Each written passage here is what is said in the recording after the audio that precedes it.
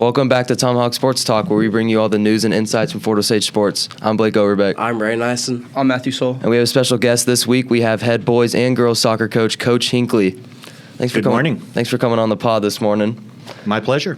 So we're going to talk about football and then our soccer district game, and then Matthew will talk about basketball, and then we'll get to talking to Coach Hinckley about conference. So, yeah. Football, rough start the night, going down 14-0 in the first two possessions of the game on Thursday. It was but overall, Indians recovered, scored 35 straight points.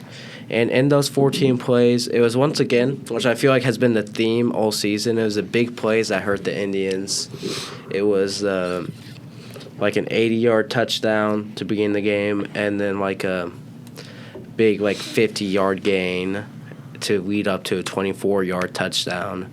So it was a very big game, big play. I mean, the Truman Patriots were down 8 starters last time they played because they want to rest them for their wagon wheel game. So, but I think Fort Osage very much underestimated Truman because last time they played, it was a 66-6 win. So definitely, you don't have that same intensity that you usually come out with when you know, hey, last time we played this team, we blew them out. You know what I mean? well, and you can tell just by watching the game that, the first 3 minutes of the game when you guys went down, you could tell, nobody was really locked in. It just looked slow and everything. And Truman took advantage of it. Yeah, they definitely did. I mean, and then one thing that stuck out to me is that Truman actually outgained the Fort Osage Indians. That was the first time since Oak Park in Week 5 or first time since Week 4 against Truman, the last time that they got outgained, because they got outgained Week 3 against the Platte County Pirates. But the Indians still ran for 235 yards against a very heavy box. Of course, they ran like an 8-man box the entire game because they wanted to keen in on stopping the run. And it worked to an extent. They contained the explosive Nico Burt to about 50 yards on 16 carries. And then Amari Hutton had 78 yards on 5 carries, kind of showing what he's made out of. And next week, the Indians will play Rockhurst. Rockhurst, always a 6A powerhouse, but this year, I guess their enrollment's down or something, down to 5A. So it's going to be a very tough challenge. They're 8-2. They just beat Chrisman 42-6. So they're a very talented, very good team. But I mean, obviously, it's going to be an imposing environment for the Indians to kind of take advantage of. I mean, I don't think any of you guys have went to a Rockhurst football game. No. But apparently, they play bagpipes, During the game? For their introduction, they play bagpipes. Isn't that That's the thing you hold, the Scottish thing? The Scottish thing. Apparently, they play bagpipes. So it's going to be a very intimidating environment. But Bagpipes intimidating? have you ever heard bagpipes before? If I heard bagpipes on third down, I'm not going to lie, I'm intimidated. Tell me, I feel like hearing bagpipes would just be like... It just sounds cool. Yeah. But it's a game that the Indians, if they come out strong, I mean, you got to think Rockhurst is probably overlooking the Indians and looking more towards Platte County next week. So, I mean, it's just going to be a very interesting game to see. As now we're going to move on to soccer. Yep, so we ended our season, unfortunately, on Saturday. A 3-1 loss to Green Valley. I don't know about you, Coach, but I feel like we dominated the first 30 minutes of the game up until Nick got hurt. I feel like the whole mentality changed. You know, when one of your top players gets an injury and is taken out of the game, it emotionally affects everybody. The coaches were affected. Obviously, his parents were there on the sideline then checking on him, and that affects people.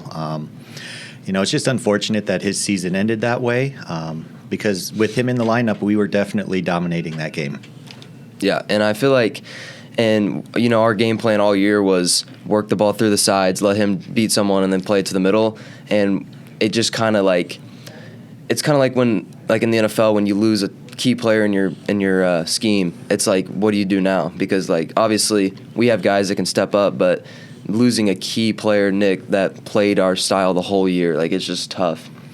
Yeah, he played almost every minute of every game, and our goal is always get the ball wide, beat their outside defender. That's typically one of the team's weakest players, and so we beat them, and then we attack the goal. And he was amazing at that all year. I mean, he had 11 goals and 9 assists, so he could do that and score. He could do that and then lay the ball off. And so, yeah, missing that aspect, and him and Adrian were both excellent at that. And so we still had that one attack on Adrian's side, and he created 4 or 5 opportunities.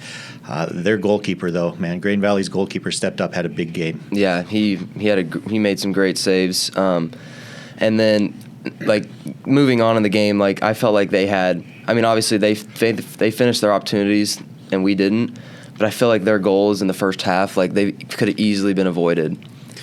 Yeah, you know, the first goal kind of took a little deflection off a player, and so our goalkeeper was diving one way and had to make the save back the other way, and so he got his hands to it, just not enough, and so that was kind of unlucky. And their second goal hit off the guy's back, and bounced in. It was a fluke goal. I mean, he was in the right spot. Got to give him credit. You know, part of scoring goals is being in the right spot, and he was in the right spot. But it was just 2 really unlucky goals in the last 5 minutes there that just really deflated the team. Yeah. And then I also had a bullet point. They finished their opportunities. We didn't. Our lone goal was scored by Adrian, and it was assisted by Alex Ayala, who I felt like stepped up big in that game after Nick. 100%. He came in the second half as a freshman on a varsity team. You don't get a lot of opportunities like that, but this was a big game, and he stepped in, and he did exactly what the game plan was. He beat the defender down the outside, played the ball across. You know, their goalkeeper deflected it right into Adrian's path, so that was perfect. It was exactly how we like to play. Yep. And then after Grain Valley defeated us, they went on and played number 3 ranked Rockbridge yesterday, and they lost to the Bruins 5-4. So, I mean, that would have been I wish I could have watched that game. I felt like that would have been a very, very good game. Yeah, the Rockbridge team is one of the best teams in the state, and, you know, Grain Valley played right with them the whole game. We always knew that Grain Valley could score goals in every one of our games. We just had to try to outscore them, play good defense and outscore them. And we did in 2 of them, and we did in the third. Beating a team for a third time in a season is really difficult. And so they had that little chip on their shoulder. They lost conference because we beat them twice. And so they came in maybe with a little more anger as they played, and that showed in the result a little bit. Yep. I'm just curious. I know you guys said the first 2 games were pretty physical. Was it like that? Oh yeah, it was getting bad towards the end. Yeah. A lot of banter. They're a very physical team, which sometimes soccer needs to be that way. Sometimes you just need to go out and pound the other team until they just give up. And we faced that a little bit. We emotionally lost a little bit of our self-control, our discipline, and we started doing some things that weren't really our style for a little bit in the middle of the game. So yeah, and it's just like, especially in that rivalry game too, like, I mean, that, you know, like you said, they came with anger, and you just knew coming in that game they were going to be physical, and they were going to try to get on our heads, which I feel like some of our players, they did get in our heads, but I feel like for the most part we kept our cool. Yeah, we stayed calm for the most part. We had a few players go through some struggles, but, you know, we can work on resetting. We can work on getting calm back down. You know, it's like a football game, really. You know, some teams get out there and they have the better offensive line, and they're just like, we're going to pound you to death by handing the ball off and having our big offensive linemen just destroy you. And it's kind of the same way in soccer. They were a little bigger, a little bit more physical in that game, and so it affected our mentality state. Yep. And then, do you know who Rockbridge will play tomorrow? Who won the Smith Cotton Blue Spring South game? I have not even looked. It was late last night, and I'm an early to bed person. Yeah, because I tried to check, and they didn't have a score in. But all right, so now Matthew is going to move on and talk about the preview for basketball season. Yeah, basketball, obviously. Honestly, they got a big chip on their shoulder this year, missing a lot of seniors and even some guys not returning. Their 2 biggest pieces of the team last year leaving, and that is in Isaac Woodward, who went on to did college, javelin? Yeah, and then at Texas Tech. Texas Tech. and then Jackson Navarro transferring. And those were their two biggest pieces. Both of them having high field goal percentages. Isaac Woodward and almost 60% scoring most of the Indians' points last year. And same with Jackson Navarro. I think the story for them is going to be don't turn the ball over and spread the ball around because they got a lot of small, quick guys. I think leaders on this team are going to be seniors Dom Soto, Nick Penniman, and junior John Ross, who last year were the three pieces under Isaac and Jax. Looking at last year, besides those two, the Indians struggled with efficiency. You could just see in the shooting percentages. I mean, honestly, there's not a lot of volume outside of those top guys. So I think it's going to be a lot of new faces on the basketball team this year, spreading the ball out, like Coach Wilson said. Yeah, and I'm excited to watch that too because Coach Wilson, he knows what he's doing, obviously, and I'm excited to see like who he brings like plays above their level and who he like makes better. Because I feel like it's going to be a whole different vibe, whole different like game plan. I mean, they what I'm looking at, they don't have a big. Well, yeah, they're going to be small. Yeah, they're gonna be small. So I think it's going to be a lot of shooting, a lot of moving the ball around, trying to get an open shot. And yeah, I think if they limit turnovers, which it looks like they had a lot of last year, I think they can hopefully surprise some teams. Yeah, definitely. Because last year, looking at their schedule throughout the season, they kind of. We talked to Coach Wilson about this last week. They had a bunch of games where there's just like one possession games where they could have easily won that game if a couple of things have went their way, especially against a good team like I believe Raytown won them. Raytown ended the season like 24-5, or like Grand Valley. Grand Valley is a very good basketball team. Yeah. So and honestly, they should have beat Grand Valley at Grand Valley last year. Of course, maybe that's an effect of having like a student section and people showing up to basketball games. That was the basketball game where you got 5 extra credit points for math. Yeah, right? yeah.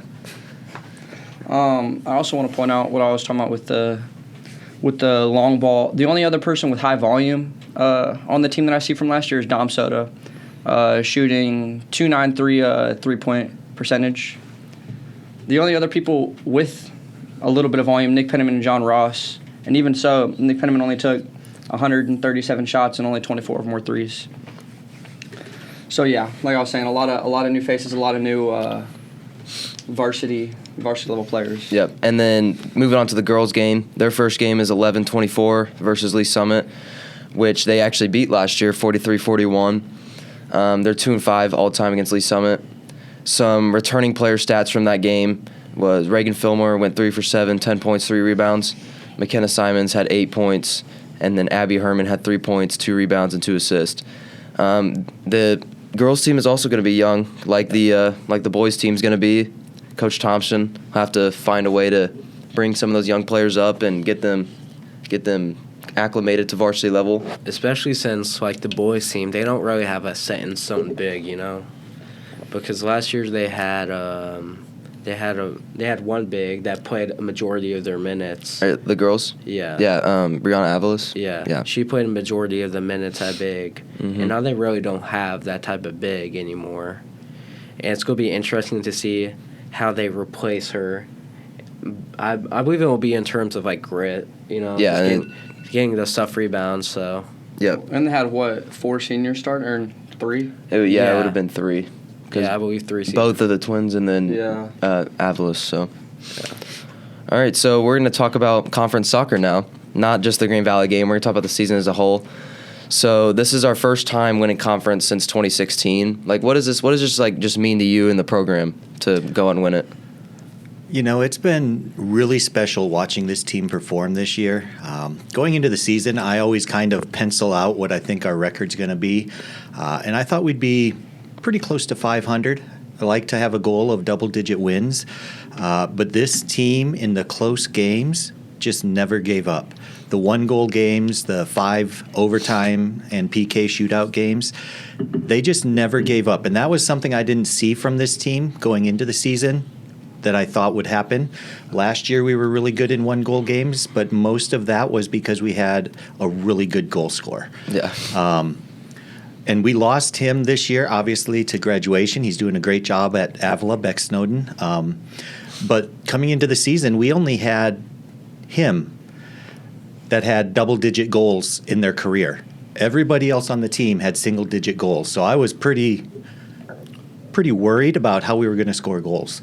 And as a team, their grit, they just kept fighting, and they shared the ball around, and we ended up having 4 guys with double-digit goals this season. And so that was really awesome. The team stepped up. The team worked hard. So super exciting to see them leave a legacy to put their number on the banner up there, and that's a proud moment as a coach to see them work hard and get that. Yep. And then you guys want to ask the next question? Okay. So, of course, you're returning to coach the women's varsity team now, and how is that different from men's? Because, of course, you coached the women's team back in the day. So back in the day, yeah, before any of you guys were born, I was the women's varsity coach. I was really young in my career then. I treated them like I treated a guys' team, like I had been coached, and all sorts of stuff like that. And then as I grew older and I coached track, I realized that coaching guys and girls is different.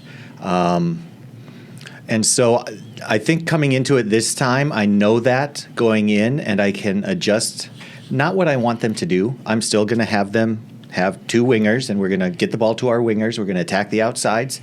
We're still going to play solid defense. But some of the other activities and attitudes, I've realized that yelling doesn't work as well for girls as it does for guys. Yelling can be a motivation for guys. I've had to yell at the guys' team. I don't like that, but there's occasional times in practice where they need a little butt kicking, and so girls are not that way. Girls don't respond well to that. I've raised a daughter since I've been a coach, and I've realized the difference, and so that's going to be really exciting to have. That other opportunity that's the same. It's coaching soccer, but it's totally different because guys and girls are different. There will still be times, I'm sure, that I'll have to get under their skin a little bit and get them to try to perform a little better. But, I'm super excited about it. Yeah. And then, the girls' team's been very successful in the last few seasons. How are you going to motivate them, or, how excited are you to coach a successful team with a lot of returning players? It's kind of weird stepping into a situation that was a successful team. The guys' team, when I took over, had a couple losing seasons in a row, so they weren't at that level, and I kind of got to come in and build a program, and this program is pretty solid. The seniors, with Simons and with Ainsley Beckman and with that other group of seniors, Baylor Perry and I'm forgetting the last one. I'll remember in just a second, I promise. But that senior leadership group is really good, and I've leaned on them a lot already. They get new uniforms this year. It's their time of the year, so time in the cycle to get new uniforms. So they've come in and they've helped design them, and we've talked about them. So it's going to be exciting to step into a program that already has a pretty good base, and I hope I don't ruin it. There's some pressure there. Yeah, definitely. I mean, they've been very good the last several seasons. They were undefeated 2 years ago, I believe, 3 years ago, something like that. Last year they struggled a little bit more, but they were in a conference with Green Valley and Platte County. That's always a tough conference to be in. And so, we're gonna work hard to try to turn those losses they had last year in those 4 games into victories. So, okay. Yeah, there's definitely pressure, though, for sure. And then last question, shifting back to the boys, what does winning conference mean for the future? Because you'll still have a lot of returning starters next year. What does that mean for them, and then also the younger guys that got to watch a lot this year?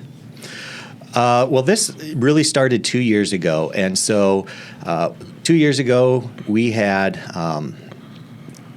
were 1 game away from winning, and we had some games that went to overtime that we lost, and that really kind of showed that we are right there. We just need to get over the hump. And this team this year remembered that feeling.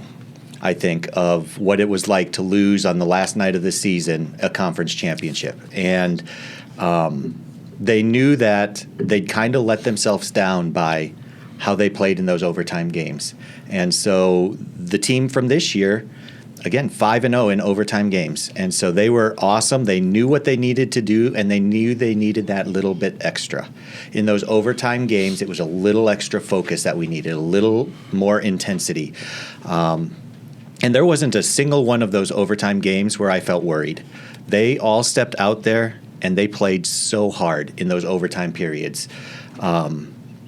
And so, yeah, they knew that, which then leads to this next season, next year, with all those returning players, they now know what it takes. They know that little bit extra that you have to give if you want to win a championship. You can't just go through the motions. It takes that little bit extra. And I think they've learned that. And so that's going to be really key for going forward this next year with the returning players. Yeah, I liked how you mentioned that you were never worried during those overtime games. I mean, I know I commentated a fair amount of the games for the boys, and I mean, I feel like the crowd and even some of the people in the press box did not share that same feeling. They're very worried. Yeah, but if you go back and you watch those overtime games, and if you look at the stats, we typically outpossessed and outshot and outpassed in overtime every team that we went to overtime with. It wasn't a game that was worrisome. It was we're doing exactly what we need to do, the results will come. And they did. And so they did exactly what they needed to do. I can understand being worried when you get in situations like that, but I think our coaching staff was pretty well prepared, and the boys were really well prepared. They knew what they needed to do. There wasn't a worry. Yeah, I mean, for me, I believe one of your guys' signature wins this season, I mean, besides, of course, like the Grand Valley wins, was that first Truman win, when you're down a man, and you go into overtime. I mean, were you down 3-2 when you were down a man?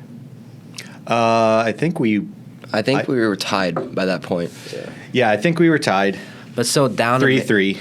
But Ryan got his second yellow, Yeah. and then we still played 10 minutes, and then we had both overtimes. Yeah.